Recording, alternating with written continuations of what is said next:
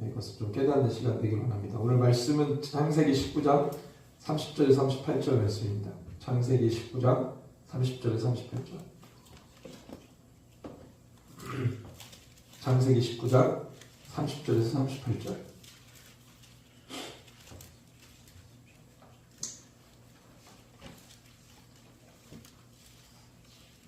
같이 읽겠습니다. 롯이 소알에 거주하기를 두려워하여 두 딸과 함께 소알에서 나와 산에 올라가 거주하되 그 두 딸과 함께 굴에 거주하였더니 큰 딸이 작은 딸에게 이르되 우리 아버지는 늙으셨고 온 세상의 도리를 따라 우리의 배필될 사람이 이 땅에 없으니 우리가 우리 아버지께 술을 마시게 하고 동침하여 우리 아버지를 말미암아 후손을 이어가자 하고 그 밤에 그들의 아버지에게 술을 마시게 하고 큰 딸이 들어가서 그 아버지와 동침하리라. 그러나 그 아버지는 그 딸이 눕고 일어나는 것을 깨닫지 못하였더라. 이튿날 큰 딸이 작은 딸에게 이르되 어젯밤에는 내가 우리 아버지와 동침하였으니 오늘 밤에도 우리가 아버지에게 술을 마시게 하고 너가 들어가 동침하고 우리가 아버지를 말미암아 후손을 이어가자 하고 그 밤에도 그들이 아버지에게 술을 마시게 하고 작은 딸이 일어나 아버지와 동침하니라. 그러나 아버지는 그 딸이 눕고 일어나는 것을 깨닫지 못하였더라. 롯의 두 딸이 아버지를 말미암아 임신하고 큰 딸은 아들을 낳아 이름을 모압이라 했으니 오늘날 모압의 조상이요 작은 딸과 아들을 낳아 이름을 베남이라 했으니 오늘날 암몬 자손의 조상이었더라. 아멘. 네. 오늘 말씀의 제목은 무익함과 유익의 구조입니다. 좀 말이 어려울 수 있는데 오늘 말씀은 이런 측면에서 우리가 좀 봐야 된다. 하나님의 섭리. 사실 창세기는 하나님의 이 역사 스토리가 이제 막 이렇게 흘러가잖아요. 사실은 1장부터 11장까지는 이 하나님이 창조하시고 창조된 세계 안에서 죄가 들어와 그 죄 안에서 하나님이 어떻게 그것을 해결하시고 다루시는 좀 전체적인 거시적인 측면에서 좀 이렇게 봤다면 12장부터는 한 가문 아브라함이라는 한 사람을 통해서 하나님의 섭리가 어떻게 시대적으로 풀어지는지에 대한 스토리예요. 그래서 우리가 창세기를 보다 보면은 뭐 전체 성경이 그렇지만 하나님이 어떻게 복잡다양한 이 세계를 어떤 기준으로 어떤 하나님의 뜻으로 이끌어 가시느냐, 섭리라고 합니다. 섭리. 그걸 우리가 좀 이해해 볼 필요가 있다는 거죠. 그래서 하나님의 방식이 있고 세상의 방식이 있다고 생각합니다. 사실 이렇게 나누는 건 조금 어폐가 있긴 하지만 세상의 방식 또 하나님의 방식이 이렇게 딱 두 가지 방식이 있어가지고 우리가 뭐 택일하는 그런 컨셉은 아니에요. 하나님의 방식을 떠나가면 죄죠. 근데 죄인 줄 모르고 그 방식을 택하니까 이제 문제이긴 하죠. 우리가 이 둘 중에 무엇을 따라 살아가야 됩니까? 라고 물어보면 우리는 답을 알아요. 하나님 방식이죠.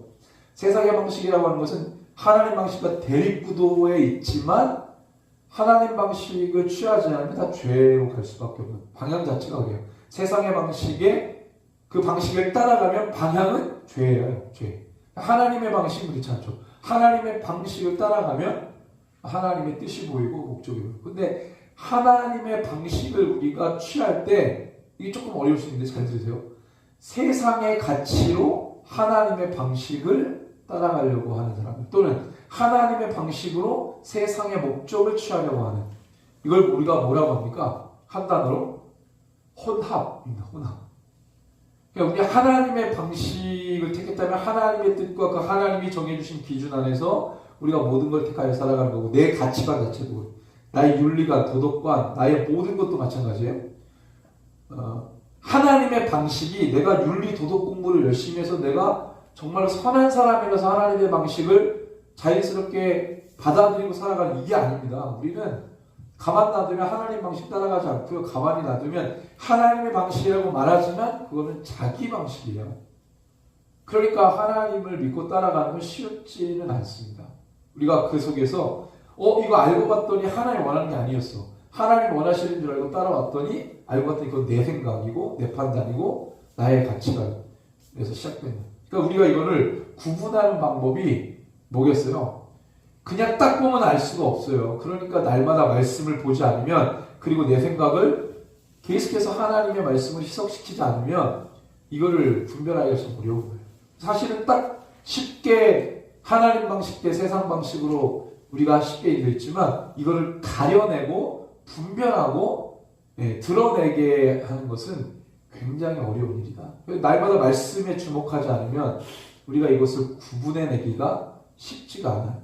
그래서 오늘도 이 말씀을 우리가 보다 보면 하나님의 방식이라는 게 결국에는 뭐냐, 또는 세상 방식이라는 게 결국에 뭐냐, 우리의 착각을 버리고 우리가 오늘 말씀을 좀 깊이 보면은 좀 선명해질 수 있겠다. 간단한 작업이 아니기 때문에 오늘 말씀을 좀 잘 들을 필요가 있습니다. 그 하나님의 방식은 어떤 인물을 통해 우리에게 보여주냐면 아브라함이라는 인물을 통해 하나님의 방식이 어떻게 적용되는지를 보여줘요. 또는 세상 방식은 아브라함과 저 반대편에 있는 그 외의 인물들을 통해 세상 방식이 어떻게 적용되는지를 보여줘요. 인물들을 통해서 우리에게 알려주는 거죠. 그래서 그 외의 인물들은 누구하고 등장합니까? 세상 군왕들이죠. 그들이 국가를 통치해가는 방식, 지극히 하나님적이지 않겠죠.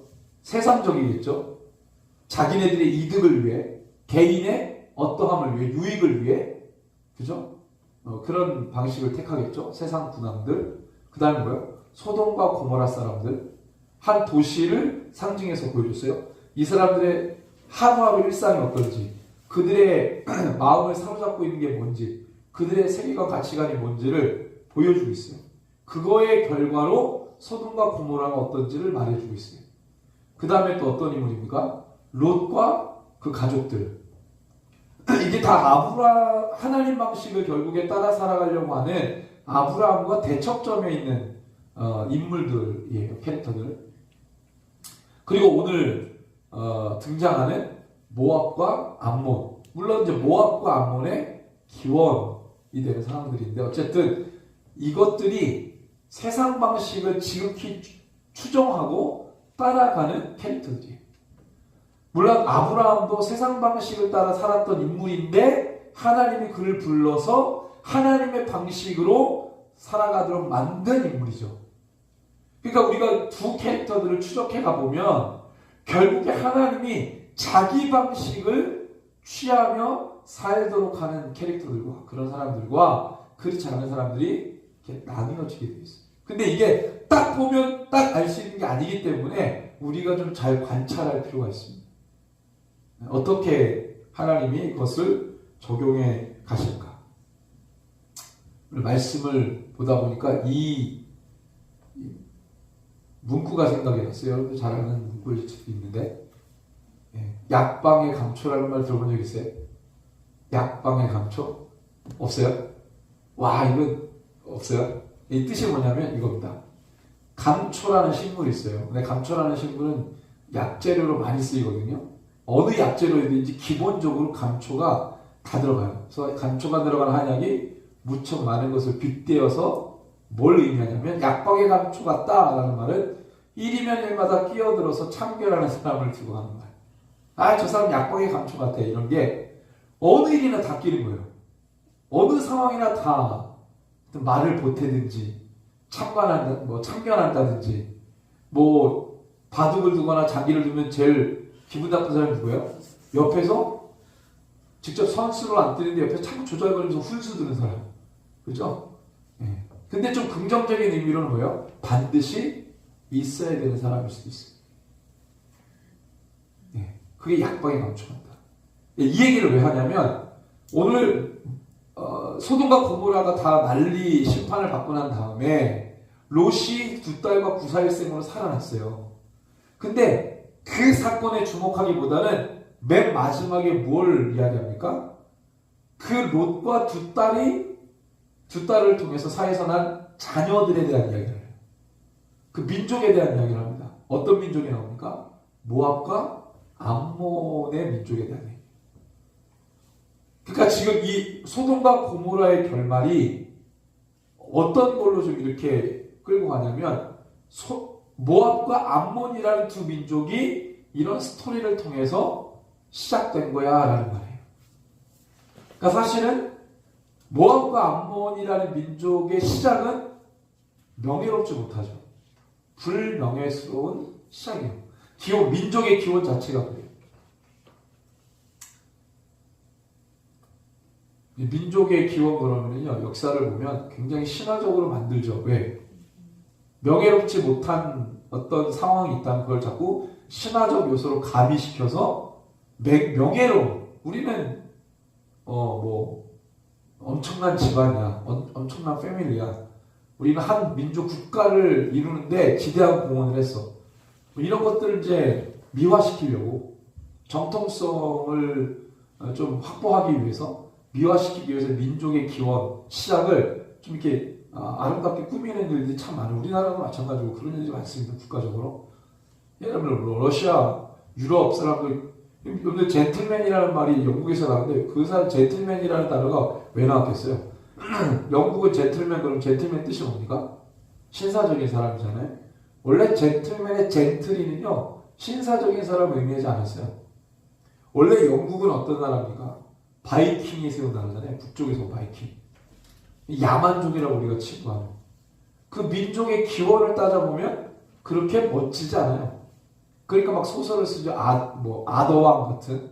영국 그러면 아더왕이 유명하잖아요. 우리나라 이순신 유명한데 영국 사람부터 유명한 건 아더왕. 아더왕을 굉장히 미화시켜요. 다 소설이에요. 픽션이에요. 팩트는 로마 제국이 브리튼 섬을 침략했을 때 거기에서 그 브리튼 섬의 토착민하고 로마 병사 사이에서 낳은 혼혈아이에 대한 좀 슬픈 이야기들입니다. 그걸 막 잉글랜드의 정통성을 만들기 위해서 좀 미화시킨 이런 것들 있죠. 성경은 그런 거 보면요, 미화시킬 만도 한데 굉장히 불명예스러운 거 그대로 기록해요. 그러니까 성경이 좋은 얘기만 있을 것 같지만 그렇지 않아요. 팩트 그대로 실은 거예요. 불명예스러운 걸 그대로 실어요. 우리 예수님의 족보는 어떤가요? 예수님의 족보 보면은 다 나이스 괜찮아요? 이방인들도 끼어있고 심지어 여자도 이방 여자도 들어가 있고, 예수님이 이 땅에 태어나기 위해 그 혈통 자체가 깨끗하지가 않은 거예요. 불법자도 있고 여러 가지 많은 죄악 가운데 있었던 사람들도 있어요. 다 예수님의 족보 안에 있어요. 한 국가의 왕들의 족보를 보면요, 굉장히 흠이 없게 만들어놨어요. 세상 그렇습니다. 정통성 미화시키는 거죠. 성경은 그렇지 않아요. 그래서 이 모압과 암몬이라는 두 민족의 시작에 대한 얘기를 하는데, 왜 약방의 감초라는 얘기를 했냐면, 이 모압과 암몬은 기원 자체는 시작 자체 되게 불명예스러운데 이스라엘 옆에 딱 붙어가지고 이스라엘 모든 역사 속에서 늘 있었던 민족이에요. 때로는 그들이 강할 때는 이스라엘을 굴복시키고 고통스럽게 하고 침략하고 약탈하는 역할을 했어요. 이스라엘이 강성할 때는 이스라엘 옆에 딱 붙어가지고 조공을 바치면서 뒤에서 중상모략하고 이런 일들도 했어요. 그러니까 이 모압과 암몬은요, 나쁘다 그래가지고 하나님이 지어버린 민족이 아니에요. 늘 이스라엘 옆에 붙여놓고 이스라엘을 다루는데, 이스라엘 민족이라는 하나님 선택한 이 민족을 다루는 데 있어서 항상 도구로 쓰였던 민족이에요. 어떻게 보면은 이스라엘을 깨우치기 위한 회초리, 이스라엘을 다루기 위한 도구로 모압과 암몬을 사용합니다. 이스라엘이라고 하는 민족의 기능이 있고 모압과 암몬이라는 민족의 기능이 있는 거예요. 어떤 측면에서? 하나님의 섭리 안에서. 시작은 굉장히 불명예스러웠지만 결국에 이 모압과 암몬의 운명, 이 민족의 데스티니, 운명은 어떠한 방향으로 하나님이 이들을 이끌고 가셨을까? 그래서 이스라엘의 역사를 들춰보면 항상 있는 거예요. 뭐와 같이? 약방의 감초같이. 그래서 우리가 이 내용들을 좀 볼 때 모압과 암몬, 이들은 사실 어떤 존재인지 우리가 좀 오늘 말씀을 통해 좀 보려고 합니다. 일단은 우리가 성경 구절을 좀 볼게요. 한 절 한 절 보면서 우리가 좀 말씀을 더 깊이 나누도록 하겠습니다. 우리 19장 30절 한번 볼까요? 19장 30절 시작. 롯이 소알에 거주하기를 두려워하여 두 딸과 함께 소알에서 나와 산에 올라가 거주하되 그 두 딸과 함께 굴에 거주하였더니. 이스라엘 역사를 이야기할 때 아까 서두문에 얘기했지만 모압과 암몬은 항상 등장합니다. 항상 등장해요. 지금 모압과 암몬은 지금이 어느 지역이냐면 이스라엘 요르단 가운데 요단강이 있잖아요. 그 이스라엘 동쪽에 있었던 국가들이에요. 모압과 암몬. 그러니까 항상 이스라엘과 붙어 있었어요. 네. 그리고 이 모압과 암몬은 굉장히 강력하고 또 부자였어요. 왜냐하면 상인들이 그쪽 지역으로 많이 오다 보니까 중개무역으로 돈을 많이 벌었어요. 그리고 무역로, 그 무역로는 험난한 지역을 무역로로 만들지 않아요. 좀 이렇게 길이 잘 닦여 있든지 대로가 아주 큰 대로, 그런데 이제 무역로를 설정하는데 이 모압과 암몬은 그 무역 대로가 지나가는 킹스웨이라고 하는 왕의 대로가 지나가는 그 땅에, 지금은 요르단이죠. 그 땅에 모압과 암몬이 있었어요. 중개무역으로 돈을 엄청나게 많이 벌었습니다. 어떻게 보면 이스라엘보다 더 부강한 나라였던 적이 많았어요. 이 모압과 암몬은 그러다 보니까 자기네들의 힘과 실력으로 뭔가를 이루려고 굉장히 노력을 많이 합니다. 약간 이런 생각이 있었어요. 이스라엘은 하나님이 선택받은 민족. 근데 이스라엘과 모압과 암몬은 실제 학자들이 DNA적으로 조사를 하거나 이렇게 연구를 했을 때 이스라엘 사람들과 별반 다르지 않는, 어느 정도로 차이가 별로 없냐면 우리나라에 서로 전라도 사람과 경상도 사람이 약간 다르죠. 그 차이 정도밖에 안 난다는 거예요. 완전 다른 종류의 두 종류의 집단이 아니라 약간 지역이 조금 다른, 동일 집단인데 지역이 조금 다른 곳에 사는 뭐 이런 정도로 차이만 있을 뿐이지 거의 흡사하다는 얘기예요. 그러니까 사실은 의미적으로 영적으로 봤을 때 하나님이 이스라엘을 택했지만 그 말은 뭐예요? 반대로 모압과 암몬을 버렸다는 거죠. 사실 모압과 암몬은 아브라함의 집안이에요. 아브라함의 적장자 이삭, 그렇지만 아브라함의 핏줄에서 나온 거예요. 롯, 조카 롯. 롯에서 나오는 가계잖아요. 그러니까 어떻게 보면은 아브라함과 친족 관계예요. 어떻게 보면 이스라엘과 친족 관계예요. 그래서 하나님은 이걸 알기 때문에 이스라엘이 가나안 땅 들어갈 때 이미 터줏대감처럼 이스라엘이 가나안 땅에 들어가기 위해서 아브라함부터 모세까지를 한 400년 보잖아요. 그 400년 동안에 이 사건이 있은 후에 모압과 암몬이라고 하는 두 민족은 그 이스라엘 요단 동편 땅에서 터줏대감처럼 자리를 잡고 살고 있었어요. 원래 그 지역에 모압과 암몬이 이제 정착하기 전에는 원래 토착민이 있었어요. 근데 하나님이 뭐라고 하냐면 내가 그 토착민을 몰아내고 모압과 암몬에게 이 땅을 거주하라고 내가 허락했다는 얘기를 누구한테 하냐면 가나안 땅을 향해 나아가는 모세에게 그 얘기를 합니다. 모세에게 그 얘기를 해줘요. 하나님. 그러니까 그 말은 뭐냐면 모압도 암몬도 이스라엘 너희들도 내가 허락해야 그 땅에서 살 수 있다는 얘기를 하는 거였어요. 그 말을 하려고 하나님 모세에게 그 말을 하려고 모압과 암몬 또는 블레셋 그 이스라엘 주변에 살았던 이스라엘이 가나안 땅에 들어가기 전에 이미 그 땅에 살았던 가나안 친족 속이라든지 모압과 암몬이라든지 이미 그 땅에 살고 있는 그 민족도 자기네들의 힘과 능력으로 그 땅에 거주했던 게 아니라 하나님이 허락해야 그 땅에 살고 있었다는 얘기를 모세에게 해줍니다. 하나님의 섭리를 이해시켰던 거예요.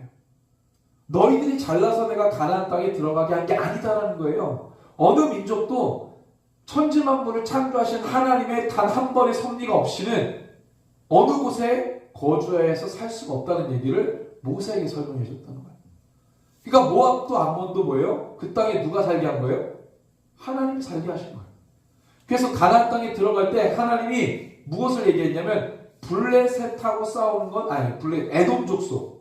에돔 족속도 사실은 누구예요? 에돔. 누구의 후예죠?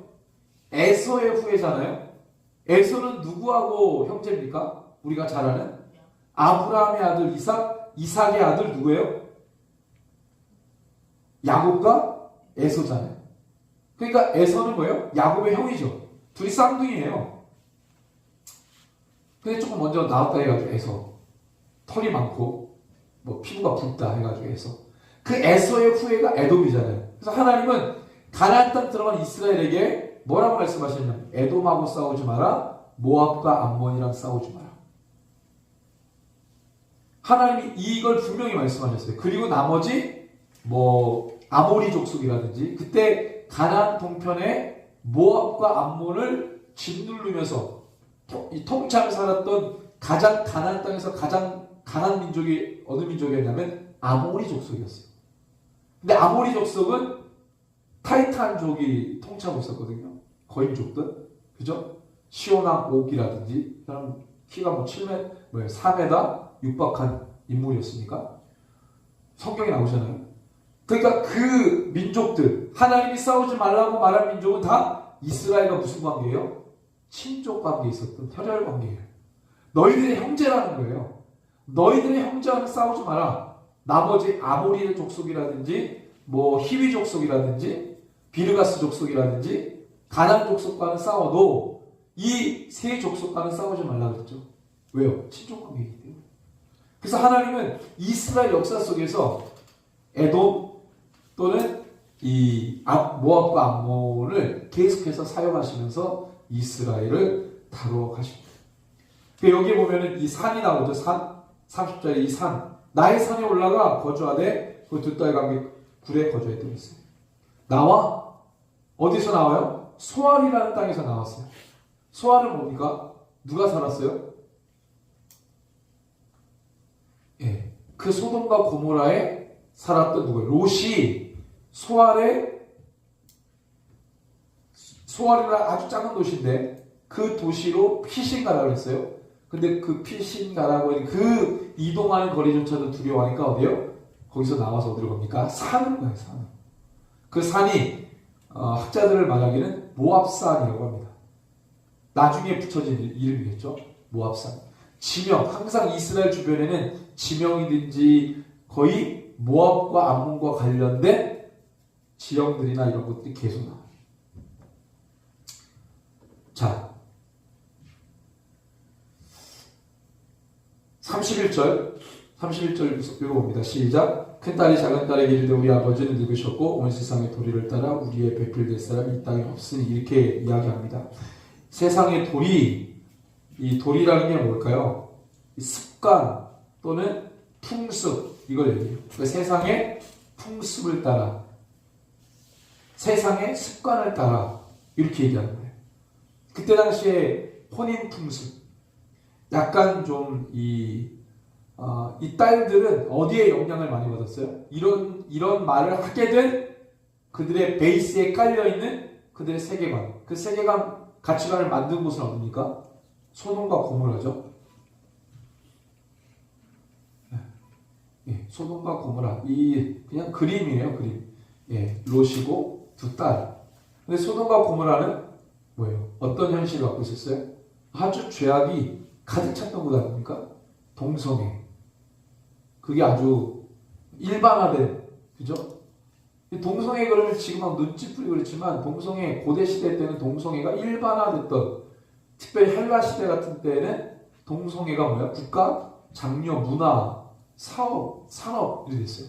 동성애 관련한 산업, 동성애 관련된 문화가 그냥 가장 고귀한 사람으로 그렇게 받아들여졌던 시대도 있었어요. 그 위에 올라가면 우리나라도 있는 보쌈 문화. 보쌈 문화가 뭔지 알아요? 모르죠. 그냥 동네에 이쁜 여자애가 있어. 남자가 가서 밤에 그냥 데리고 오는 거예요. 그 지금으로 말하면 뭐예요? 납치죠, 납치. 우리나라에 있었던 보쌈. 근데 이 우리나라에 보쌈 문화 있었거든요, 삼국시대 때.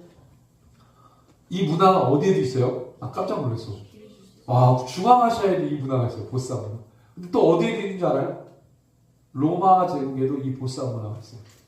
로마가 로마 제국이 되기 이전에 이탈리아 북부에서 조그맣게 소왕국으로 시작할 때 그때 로마는요 이 보쌈 문화가 그냥 일반이었어요. 일반. 그냥 결혼한 여자도 이쁘면 동네 남자들을 막 보쌈에 가요. 보쌈 문화가 아시아에만 있었던 게 아니에요. 유럽에도 있고 고대 시대에는 그런 개념 자체가 없는 거예요. 그럼 이 소돔과 고모라도 마찬가지로 이 도시만 그랬겠어요? 그렇지 않아요. 고대 시대에는 그 개념 자체가 없으니까 그런 일들이 그냥 일반처럼 돼 있는 거예요. 그런 문화 속에서 살았던 두 딸이 생각하는 게 뭐예요? 아주 쉬운 거죠.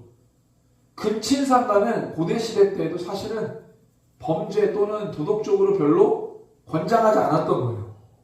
지금이야 우리가 이제 8촌 이상은 우리가 결혼할 수 있죠. 옛날에는 동성동문하면 동성동문 자체가 결혼이 안 됐어요.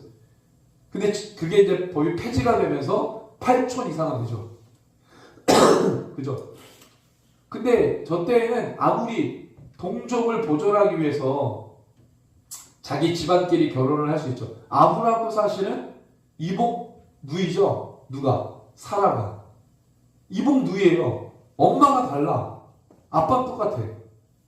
같이 컸어. 어릴 때부터.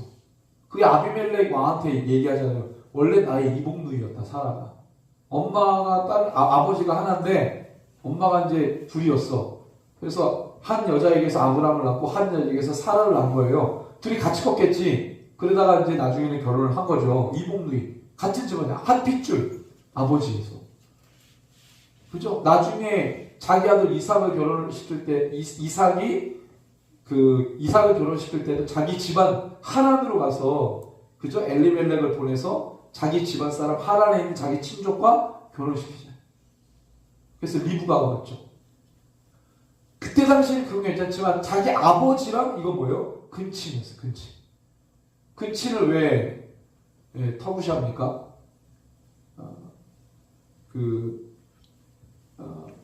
뭐죠? 돌연변이가 날 가능성이 크니까. 네. 근데 지금 이 딸들이 뭘 원하는 거예요? 근친상간을 원하는 거예요. 왜 이렇게 쉽게 생각했을까요? 소돔과 고모라의 현실이에요. 그 문화적 베이스에서는 생각 자체가 그렇게밖에 안 나와요. 왜요? 여러분들 심판은 어디만 받았어요? 소돔과 고모라만 받은 거예요. 그 외의 지역은 심판 안 받았어요. 그럼 얼마든지 자기 아버지가 아니라 다른 지역 가서 얼마든지 결혼할 수 있어요. 근데 이 생각 자체가 뭐예요? 완전히 그 죄악으로 물들어 있는 거예요. 그러니까 지금 이거 뭐예요? 이 사건보다도 중요한 건 이것 때문에 누구와 누구의 민족이 시작됐어요? 모압과 암몬이라는 민족이 시작됐다는 걸 얘기하고 싶은 거예요. 그 민족의 기원을 이야기합니다. 그래서 지금 이 두 딸은 오늘 여기서 31절에서는 온 세상의 돌이라고 되어 있어요. 돌이. 이거는 그 시대의 습관 또는 소돔과 고모라에서 우리가 배웠던 그 습관, 그 문화, 그 정서를 이야기해요. 우리가 처음에 뭘 띄웠습니까? 하나님의 방식과 세상의 방식이죠. 그걸 우리가 생각했을 때 지금 이 두 딸은 어떤 걸 따라가고 있는 거예요? 세상의 방식이죠. 그 방식을 택할 때에 소스를 준 게 뭡니까? 소돔과 고모라의 현실이에요. 그가 살았던 바운더리가 어떤 바운더리냐? 그가 만났던 사람들이 누구냐? 그와 늘 교제하고 일상을 함께 보냈던 사람들이 누구냐? 누구와 커뮤니케이션을 했냐? 누구와 잦은 소통을 했느냐? 이게 그 사람의 가치관을 만들어요. 그리고 어떤 일을 생각할 때 그가 많은 것들을 보고 선택할 수 없게 만들죠. 네. 그래서 불명예스럽게 모압과 암몬이라는 민족을 시작하게 만들어요. 자, 19장 32절 같이 한번 읽습니다. 우리가 우리 아버지에게 술을 마시게 하고 동침하여 우리 아버지의 말미암아 후손을 이어가자. 이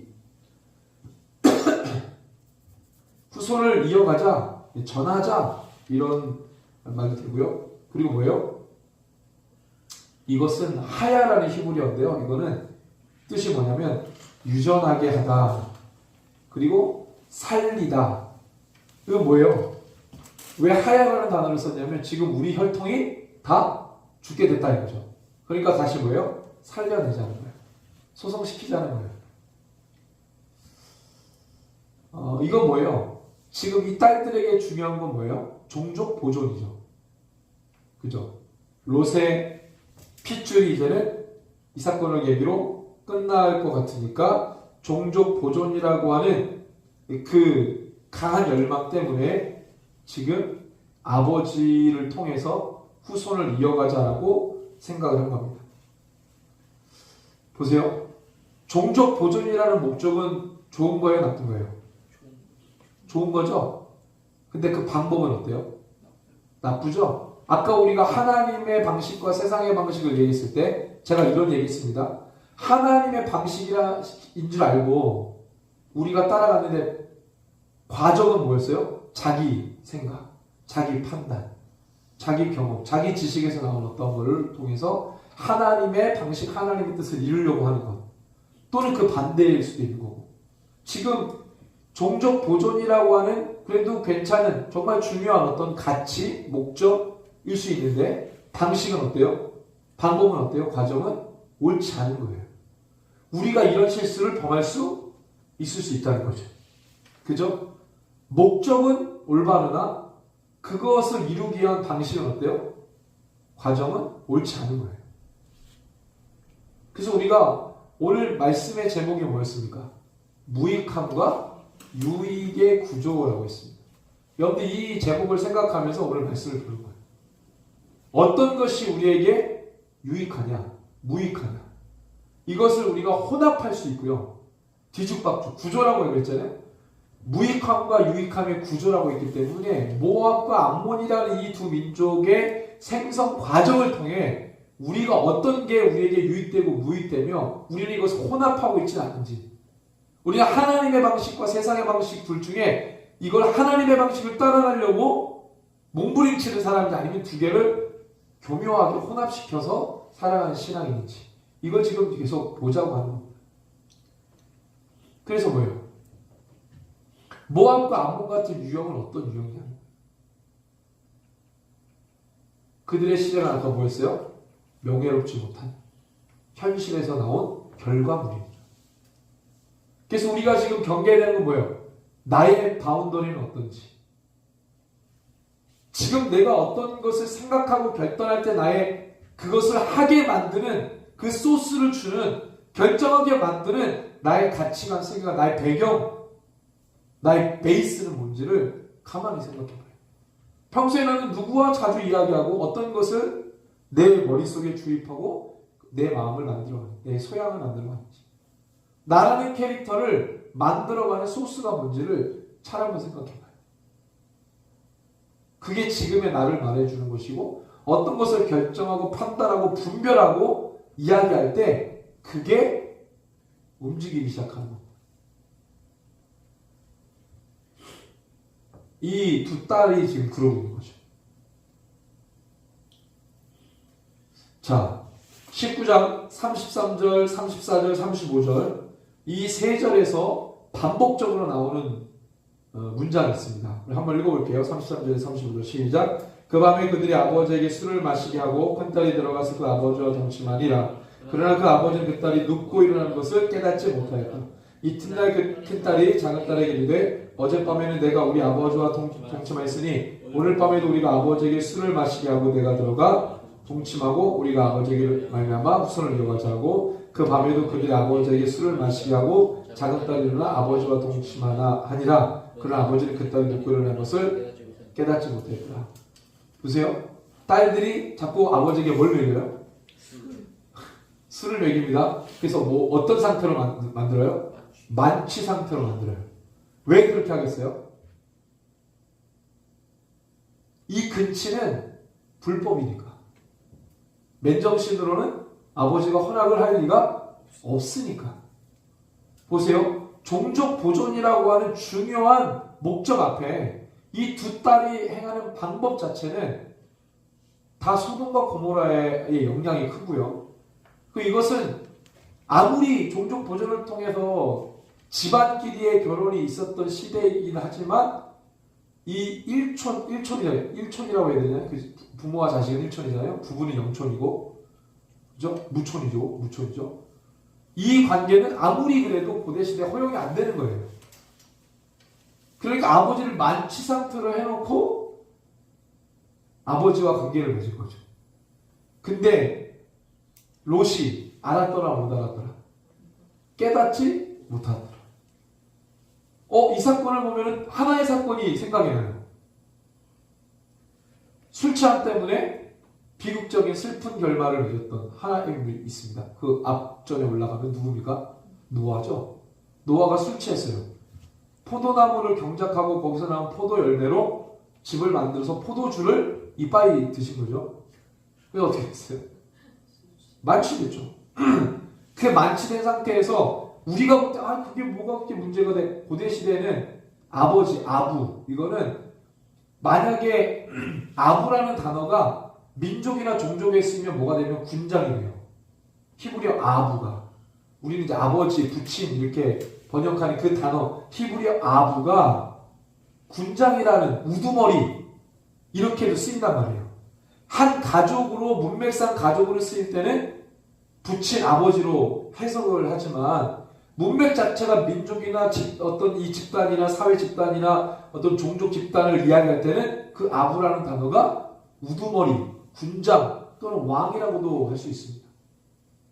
그래서 아비멜렉, 블레셋 왕의 이름이 아비멜렉이 아니고요. 칭호예요. 아비멜렉은 아부하고 아부라는 단어하고 멜레크라는 히브리어 단어가 합친 거예요. 멜레크는 그냥 통치자예요. 아부는 뭐라 그랬어요? 가족으로 쓰이면 아버지, 부친.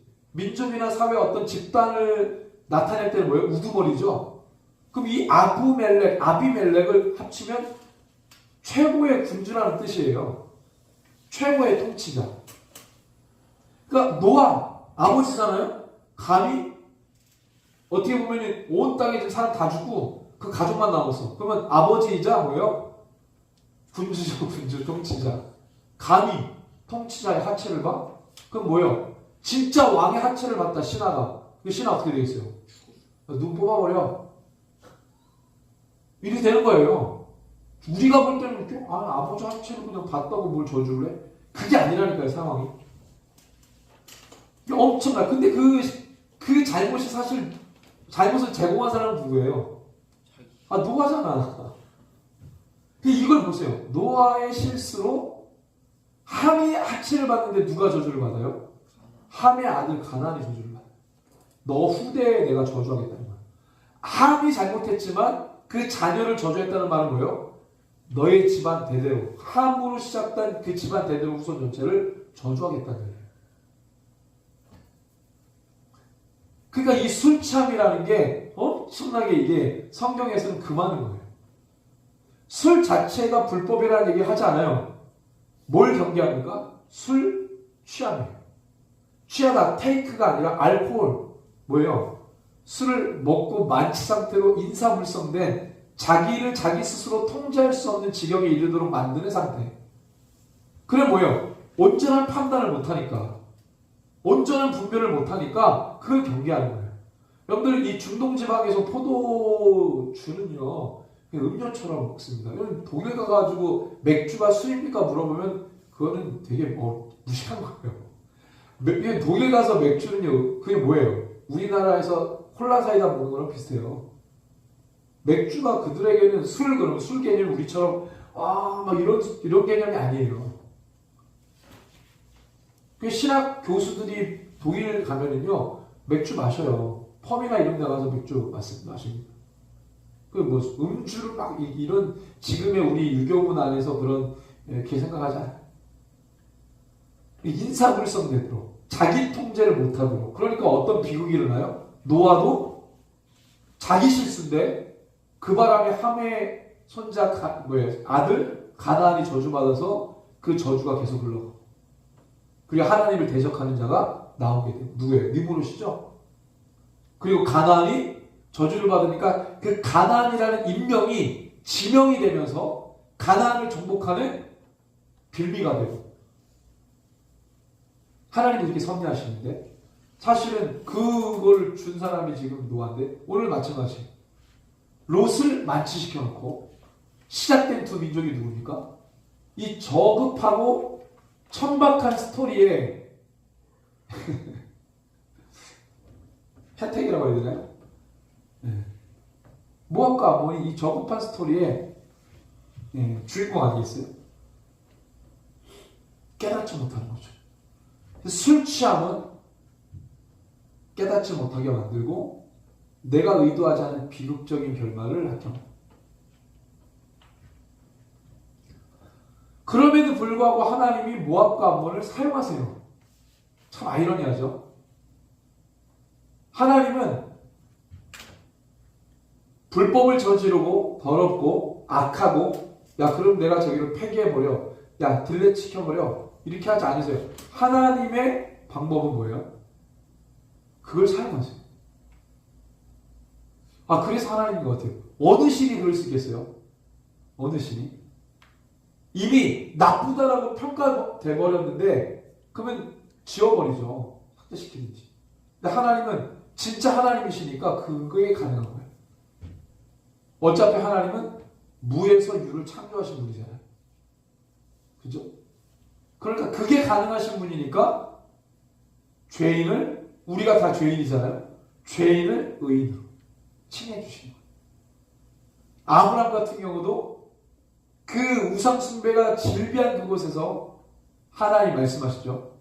그 죄인을 의인으로 만드시는 작업들. 하나님은 하나님이시기 때문에 그 일이 가능하신 거예요. 자, 36절 같이 한번 읽어봅니다. 시작. 롯의 두 딸이 아버지로 말미암아 임신하고, 여기 아버지로 말미암아 임신, 잉태하고, 그래서 이 모압과 암몬의 기원이 이렇게 불명예스럽다. 그럼에도 불구하고 모압과 암몬을 사용하시는 이유는 뭐냐? 오늘 우리가 최종적으로 말하고 싶은 것은 무익함과 유익이라는 부분이에요. 모압과 암몬이 존재하게 된 과정을 보면 무익과 유익성을 따져볼 때 어디에 가깝나요? 무익하죠. 하나님의 나라에서 하나님의 관점에서 저 암몬과 모압, 아니 하나님의 관점이 아니죠. 우리가 봤을 때 저 암몬과 모압은 저렇게 시작돼가지고 어떤 명예로운 일을 하려고 우리가 볼 때는 되게 무익해 보여요. 유익한 상황이 아니에요. 근데 하나님은 우리가 볼 때 무익하다고 하는 그 상황을, 그 민족을, 그 상태를 하나님은 왜 쓰시지? 이스라엘이라고 하는 하나님이 선택한 민족을 왜 저 무익하게 보이는 모압과 암몬을 통해 왜 이스라엘을 다루시지? 그 하박국 같은 선지자가 우리일 수 있어요. 하박국이 뭐라고 하나님께 질문합니까? 하나님, 왜 이스라엘을, 물론 우리가 잘못했어요, 하나님. 우리가 죄짓고 하나님 떠나고 불순종하고 그거 인정할게요. 어떻게 그렇다고 해서 바벨론 같은 민족을 우리를 심판하는 데 씁니까? 걔네 우리보다 더 나쁘잖아요. 이게 하박국의 질문이었어요. 근데 우리 그렇게 생각하지 않아요? 네? 그게 그런 생각 자체가 누구 위에 있는 거예요? 하나님 위에 있는 거예요. 하나님의 방식이라는 게 뭐예요? 세상의 방식이라는 게 뭐예요? 이거 여러분들 잘 보셔야 돼요. 내가 정말 하나님의 방식을 취하며 살아가고 있는지, 아니면 모양은 하나님의 방식인데 주 골자는 내 생각, 내 판단, 내 입장, 내 감정, 이걸로 상황들을 보고 있지는 않은지. 네, 하박국이 그렇게 질문했어요. 이해를 못했어요. 무익함과 유익함. 암몬과 모압은 무익합니까? 유익합니까? 이스라엘을 다루시는데 모압과 암몬이 없었다면 무엇으로 이스라엘을 다루시겠어요? 가장 무서운 건 하나님이 직접 손대는 거예요. 그나마 도구를 쓰시는 게 우리에겐 괜찮아. 여러분들 자녀들을 체벌할 때 손으로 때리는 것보다, 손으로 때리는 게 기분 나빠요? 그래도 회초리로 때리는 게 기분 나빠요? 손으로 직접 때리는 게 더 기분 나빠요.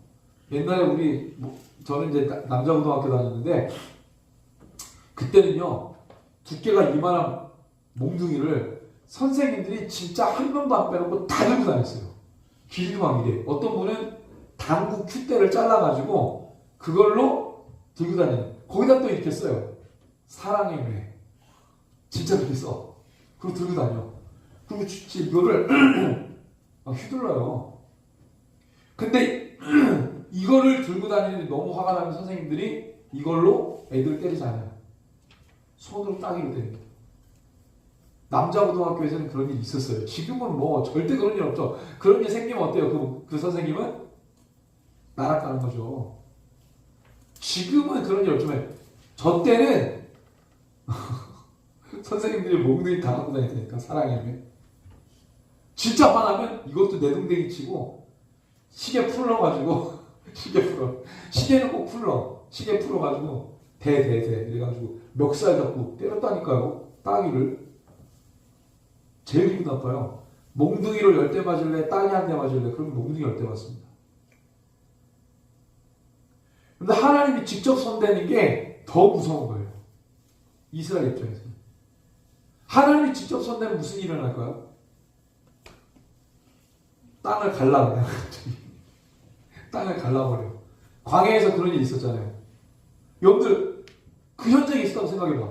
지진이 막 나. 땅이 갈라져. 땅이 갈라지면서 밑에 뭐가 보여요? 용암이 보여. 그게 그 뒤로 막 사람 들어가. 그리고 땅이 막 입을 벌려가지고 사람들 삼켜. 그걸 실제로 봤다고 생각해봐요. 그런 일이 가능해요? 안 가능하잖아. 하나님이 손대면, 하나님이 직접 일하시면 불가능한 일들이 벌어지면서 땅이 입을 벌려서 사람들을 삼키든지, 갑자기 멀쩡한 땅이 벌려지면 사람들이 그 속에 매장되든지 생매장되든지, 이런 뭐라고 표현해야 돼? 정말 말도 안 되는 일이 벌어집니다. 그나마 전쟁이나 기근이나 이런 거는 그나마 그냥 귀여운 거예요. 이민족이 쳐들어와. 그나마 귀여운 거예요. 암몬과 모압을 들어서 이스라엘을 치는 건 그나마 귀여운 거예요. 안 그러면 하나님이 땅을 막 벌려버려요. 막 쓰나미 막 20m, 30m짜리가 들어온다고 생각해봐요. 보통 그런 영화들 있죠. 재해 영화. 그런 거 보면 무섭지 않아요? 그죠? 미국 동부 지역에 막 대서양에서 오는 쓰나미 100m짜리가 막 와가지고 자유의 여신상 막 이런 거 막 이렇게 덮치는 거 여러분들 보면 와, 하나님이 진짜 기침 한번 하면은 파도가 이래가지고 한 10m 쓰나미 오면은 사람들 진짜 무서워하겠다. 아니 10m는 아니지. 자유의 여신상이 막 이러는데 영화 2020 영화 같은 거 보면 무서워요. 그러니까 지금 그런 거라는 거죠. 그럼 그런 섭리를 봤을 때 모압과 암몬은 무익합니까? 유익합니까? 하나님 편에서 유익한 거죠. 우리가 볼 때 쟤네가 이렇지만 바벨론도 마찬가지죠. 이스라엘을 치는 바벨론 하나님 편에서는 뭐예요? 유익한 거예요. 하박국이 볼 때 무익한 거예요. 자, 그러면 우리의 생각을 좀 전환시켜 봅니다. 우리가 이거를 어떻게 하면 그럴 수 있는지. 어떤 사건이 벌어졌어요. 어떤 사건이 벌어졌죠, 지금? 롯의 두 딸이 다 죽으니까, 소돔과 고모라 사람 다 죽으니까 자기 아버지와 동침해서 자녀를 낳는다는 생각하죠. 사건으로 치면 우리가 그들을 볼 때 어떻게 생각하겠어요? 미친 거 아니야? 이러죠. 사건을 볼 때. 근데 이걸 하나님의 섭리라고 보면은 어떻게 보이겠어요? 하나님이 그걸 통해서 뭔가를 이루시려고 하는 거잖아요. 하나님의 섭리는 우연이 있습니까? 우연. 하나님의 섭리 안에 우연이라는 게 있어요? 하나님도 잘 몰라가지고 벌어지는 일들이 있냐고. 하나님이 내가 잘 몰랐다. 이런 게 있어요? 있을 수가 없죠. 하나님의 섭리 안에서는 모든 게 다 필연입니다. 다 이유가 있고 원인이 있어요. 그리고 목적이 있어요. 방향이 있어요. 명확과 분명함이 있어요. 하나님의 섭리 안에 안개가 끼는 것처럼 불투명해가지고 저게 긴가민가 하고 하나님도 긴가민가 하고 나도 잘 몰랐어야 이런 일들이 전혀 없어요. 하나님의 섭리 안에서는 모든 게 다 분명하고 선명하며 가는 방향도 분명하고 목적도 다 분명해요. 필연이 우연이라는 게 없어요. 다 필연.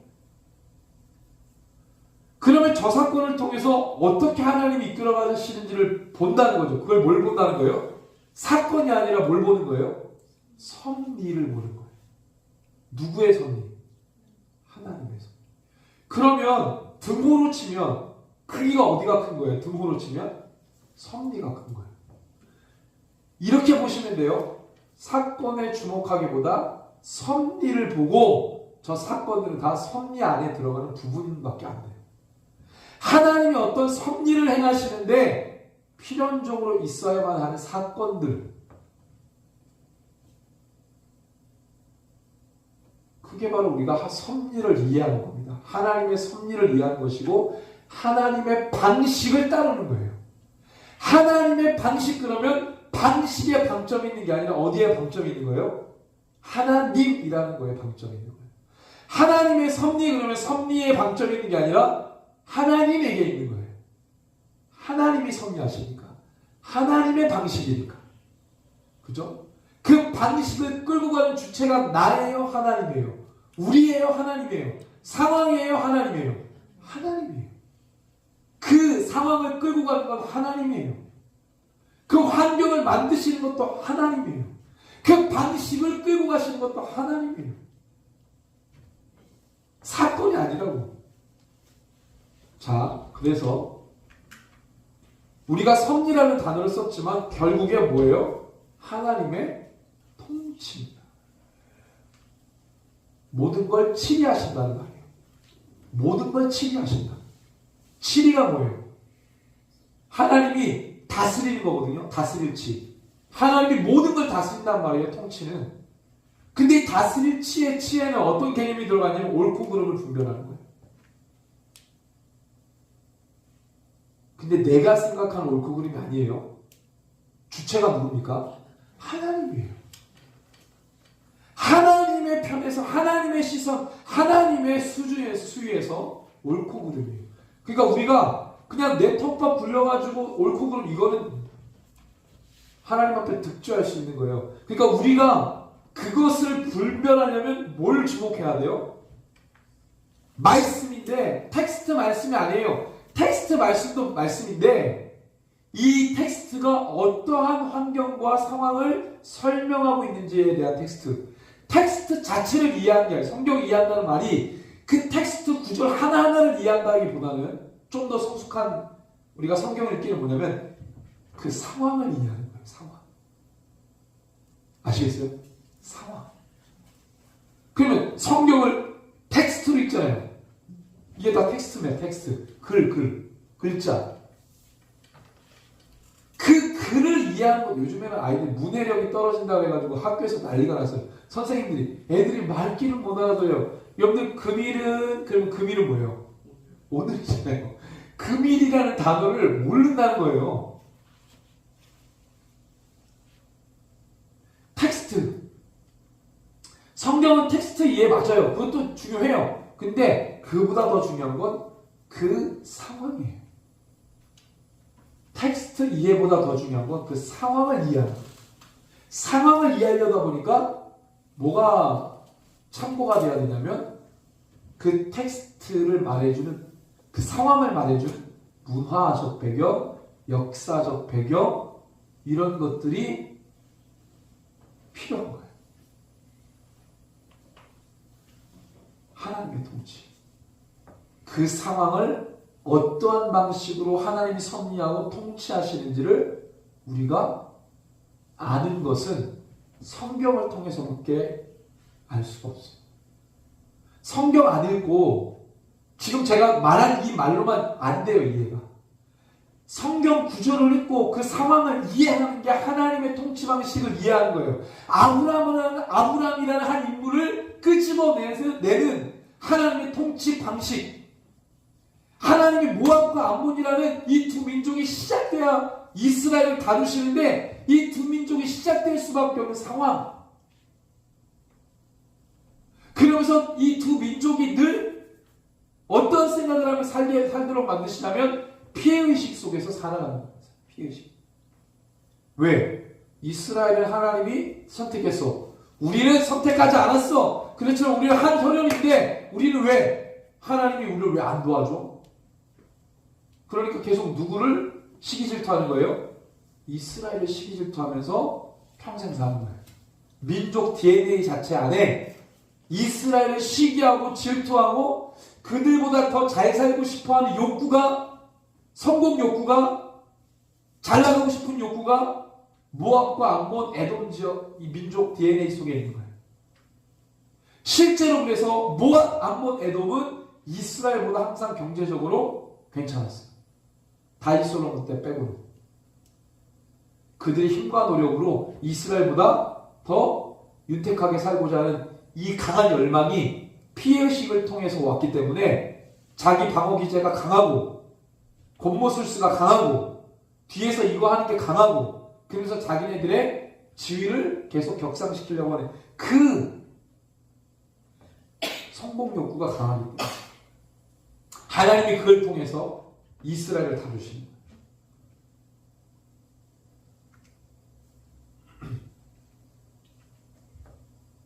그래서 우리는 사건으로 판단하지 않고 그 다음에 한번 읽어볼까요? 시작. 그 위에 계시는 주님의 통치를 신뢰하는 성숙한 그리스도인이 정말 돼요. 여러분들 모든 교회에 문제가 있고요. 모든 집단이나 사회나 조직이나 다 문제가 있어요. 어디 가면 좀 괜찮고 어디가 절대 그렇지 않습니다. 그 문제는 어디 가든지 있고 그런 무리의 사람은 어디 가든지 있어요. 중요한 건 사건이 아니에요. 그걸 통해서 하나님께서 궁극적으로 이루시려고 하는 그 목적이, 방향이 뭔지를 우리가 바라봐야죠. 하나님의 통치, 하나님의 섭리, 하나님의 경영, 원리,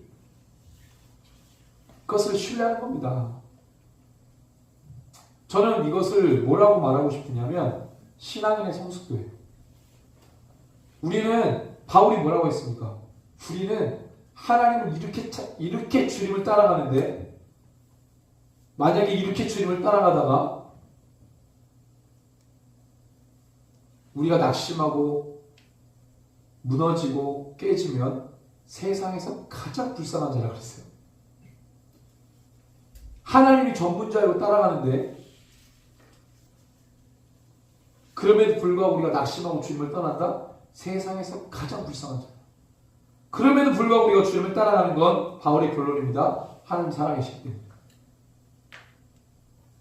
세상 사람이 볼 때 가장 불쌍한 비루한 인생 같지만 우리 하나님 살아계시기 때문에 지금의 고난도 나의 괴로움, 나의 슬픔, 나의 눈물을 주는 불행함이라고 생각하지 않는다는 거예요.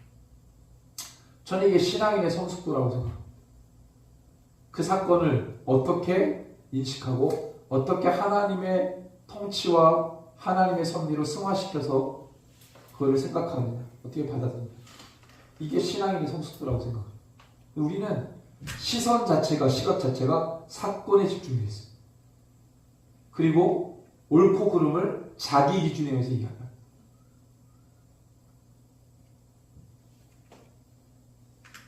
결국 아브라함이 가능했던 이유는 뭐예요? 한 사람을, 한 민족을, 열방을 왜요? 경영하시는 주님을 신뢰할 수 있기 때문에 아브라함이 사실 아브라함이 되기 전에 아브라함은 롯하고 수준이 비슷하다고 볼 수 없어요. 네, 그런 거예요. 자기 만족을 위해 살고 자기 가문을 위해 살고 자기 지위를 위해 살고 자기 성공을 위해 살고 고대시대 때 그 성공의 내용들, 그런 욕구들, 거기에서 별반 다르지 않는 아브라함의 수준이었어요. 근데 그 아브라함으로 너를 위한 인생에서 열방을 위한 아버지로 열방의 어떠함을 하나님이 이루어 주시는데 첫 시작의 아비로 너를 위한 아비, 너의 가족을 위한 아비, 너의 패밀리를 위한 아비가 아니라 열방을 위한 아비, 아브라함이 되게 하는 그 어마어마한 하나님의 전략과 섭리를 그 아들에게 부어주실 때, 한 사람을, 한 민족을, 열방을 경영하시는 주님을 신뢰할 때 이게 가는 거죠.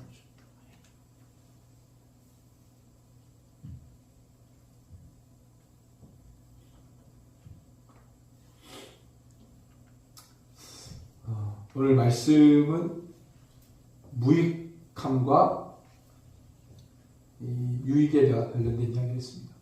이 구조 안에서 우리가 사건을 통해서 유익하다, 무익하다 이렇게 판단하지 말고 하나님의 섭리 안에서 상황을 보자. 그게 지금 나의 신앙의 성숙도를 말해줍니다. 우리 어차피 종교인으로 살 게 아니니까, 정말 살아계신 하나님을 믿고 살아가는 사람이니까 어떤 상황을 봐야 돼요. 그 상황을 본다는 건 사건을 말하는 게 아니라 그 상황을 이끌어 가시는 하나님의 통치, 하나님의 섭리를 이해한다는 말이에요. 여러분들이 그냥 천박한 종교인으로 살지 말고 나이 가면 갈수록 뭔가 나의 가치관을 하나님 수준에 다다르게 만들고 그 수준에서 뭔가를 볼 수 있는 그런 안목, 성숙한 안목이 우리 안에 있기를 소원해요. 우리 마지막으로 찬양 부르고 기도하겠습니다. 263쪽 예수 우리들의 밝은 빛이라는 찬양입니다. 이 가사를 찬양 부를 때 기도한다는 마음으로 고백하면서 불렀으면 좋겠습니다.